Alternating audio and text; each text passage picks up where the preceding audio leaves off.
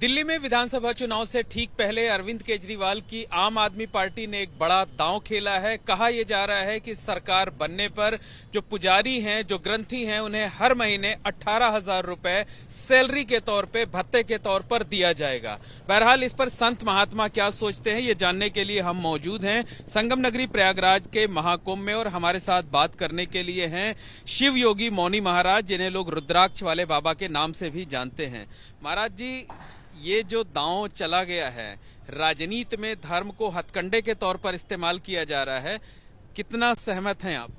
देखिए, ये छल नीति है, धर्म नीति नहीं है। ये छल नीति है, समाज को छलने के लिए विश्वास पर दांव, ये विश्वास पर अविश्वास की एक दांव है। क्योंकि केजरीवाल अन्ना हजारे के साथ निकले थे, तब उन्होंने न्याय का पथ पकड़ा था।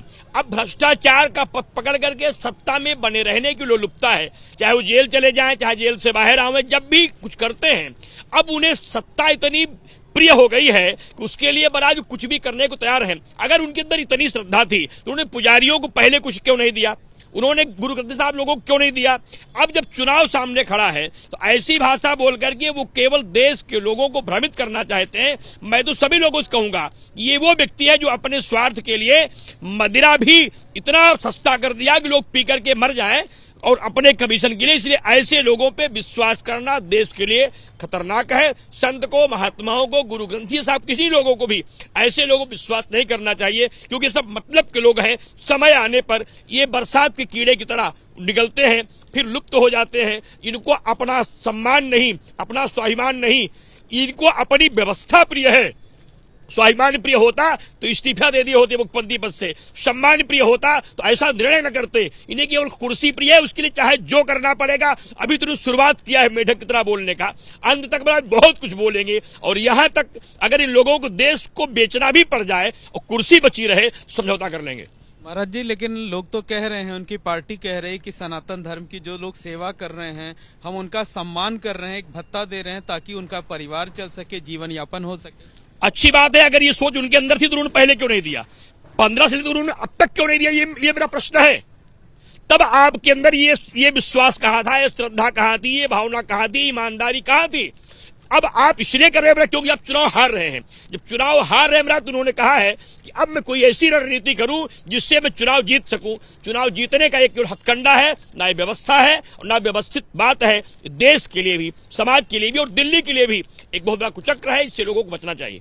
महाराज जी, आप लोगों का ये मानना है कि ये जो पुजारी हैं, जो ग्रंथी हैं, उनकी कोई सहायता नहीं करना चाहते, बल्कि चुनावी फायदा लेना चाहते? नहीं, सहायता करते महाराज तो हम उसका अभिनंदन करते।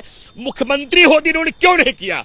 अब जब चुनाव सामने खड़ा है, तब मैं जब मुख्यमंत्री हो जाऊंगा तब दूंगा। मुख्यमंत्री थे तो इन्होंने क्यों नहीं दिया? प्रश्न मेरा ये है। जब आपने नहीं दिया तो अब इनको वोट नहीं देना चाहिए। जैसे पुजारी, महात्मा, संत, गुरुग्रंथी अपना जीवन जीते थे, वैसे फिर जी लेंगे। लेकिन इन 420 वाले नेताओं के चक्कर में लोग नहीं फंसेंगे, क्योंकि इनके चक्कर फंसने के बाद देश का नुकसान होगा, राष्ट्र का नुकसान होगा और राष्ट्र की छवि खराब होगी। क्योंकि जो भी व्यक्ति आएगा, जिसको भी स्वार्थ प्रिय होगा, भ्रष्टाचार प्रिय होगा, बड़े बड़े प्रलोभन की बात करेगा। और अगर हम उनके प्रलोभन में आते हैं तो हमारी स्थिति वही होगी जो हस्तिनापुर की हुई है। क्योंकि शकुनी ने चाल चला तो महायुद्ध हो गया, महाभारत हो गया। अब ये लोग महाभारत कराना चाहते कि उस समाज को लड़ाना चाहते हैं।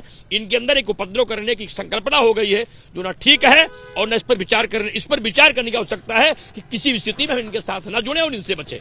महाराज जी, ये तो वही बात हुई जो भारतीय जनता पार्टी कह रही है कि ये सिर्फ चुनावी हिंदू हैं, चुनाव में दिखावा करने के लिए ऐसा करते हैं। देखिए, इसके पहले इन्होंने अगर चुनावी हिंदू नहीं, अब हम इनको हिंदू ही मान लेते हैं केजरीवाल को, तो इन्होंने इसके पहले वो काम क्यों नहीं किया? इनके गुरु जिनको अन्ना हजारे ने इनके इस क्रियाकलाप पर शोक व्यक्त किया कि जो कर रहे उससे मेरा पूरा जीवन कलंकित हो जा रहा है। तो इनसे कोई संतुष्ट नहीं है, इनसे इनकी पार्टी के नेता भी संतुष्ट नहीं है। लेकिन कुर्सी का एक ऐसा पद है जिसके बंधन में, अरे जिनके कार्यकाल में बेटियां सांसद उनके मुख्यमंत्री कार्यालय पर अपमानित कर दी जाए, उसके बाद वो व्यक्ति एक जेल चला जाए और कहे भ्रष्टाचार नहीं हुआ है, तो इस तरीके की इनका जितना भी काम है यह सब निश्चित रूप से बहुत निंदनीय है। इसमें किसी भी स्थिति में हम लोगों को उसमें नहीं फंसना चाहिए। विचार करने की आवश्यकता है। ये नेता अपने स्वार्थ में कुछ कर रहे हैं। न देशभक्त है, न राष्ट्रभक्त है, न संत भक्त है, न गुरु ग्रंथी साहब के भक्त है, ये केवल कुर्सी भक्त है। इन्हें दिल्ली की कुर्सी चाहिए, उसके लिए जो भी दांव पे लगाना होगा लगा देंगे। तब एक अंतिम प्रश्न ये है महाराज जी, तो इस दांव का इनको चुनाव में कोई फायदा नहीं मिलेगा? दांव पे चुनाव का फायदा नहीं मिलेगा, क्योंकि हम सब भी कहीं बैठे हैं, हम लोग भी सारे यहाँ सिख धर्म के तमाम संत महात्मा यहाँ आए हैं, उनके साथ मंत्रणा हो रही है कि कौन सा चाल चलना चाहता है, ये क्या करना चाहता है, तो उस पर विचार होगा और सभी महात्माओं की तरफ से एक संदेश जाएगा कि हम लोग कालनेमी साधुओं से बचें। साधु के प्रति श्रद्धा है लेकिन कालनेमी के प्रति नहीं। जो देशभक्त है अब उसके प्रति मेरी श्रद्धा है, लेकिन जो स्वार्थ के लिए मेरा उपयोग करता है उनसे मेरा कोई मतलब नहीं है। तो धन्यवाद। ये है मौनी महाराज, जिनका साफ तौर पर कहना है कि अरविंद केजरीवाल ने जो ऐलान किया है पुजारियों और ग्रंथियों को हर महीने भत्ता देने का, वो कतई जो है वो पूरी तरीके से चुनावी स्टंट है, चुनाव में फायदा लेने की कोशिश है। अगर उनकी नीयत सही थी तो पिछले 11 साल से जब उनकी सरकार थी तब ऐसा कदम क्यों नहीं उठाया गया, और चुनाव में उन्हें इसका फायदा कतई नहीं मिलने वाला है। कैमरामैन राजेश कुमार के साथ मोहम्मद मोइन, एबीपी न्यूज, महाकुंभ नगर, प्रयागराज।